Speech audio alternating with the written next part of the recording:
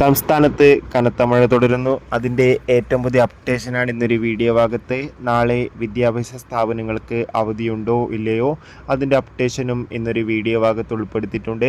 വീഡിയോയിൽ മുൻപ് video like ചെയ്യുക, ചാനൽ സബ്സ്ക്രൈബ് ചെയ്യുക.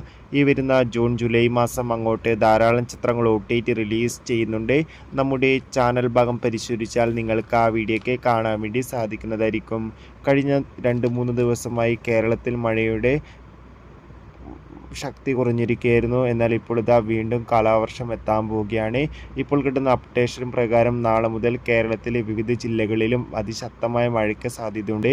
ഇപ്പോൾ ഇതാ ഏകദേശം 11 ജില്ലയിലോളം യെല്ലോ അലർട്ടാണ് നൽകിയിട്ടുള്ളത്.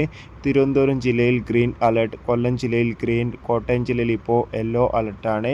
പത്തനംതിട്ട ജില്ലയിൽ യെല്ലോ, ഇടുക്കി ജില്ലയിൽ യെല്ലോ, ആലപ്പുഴയിൽ yellow, Ernakulam yellow, Thrissur yellow, Palakkad green, Malappuram yellow, Kozhikode yellow, Wayanad yellow, Kannur yellow, Kasaragod yellow. അങ്ങനെ 11 ജില്ലകളിലാണ് ഇപ്പോൾ മഴയ്ക്ക് സാധ്യതയുള്ളത്. അതിൽ ഏറ്റവും പ്രധാനപ്പെട്ടതാണ് കാസർഗോഡ്, കണ്ണൂർ, വയനാട്, കോഴിക്കോട്.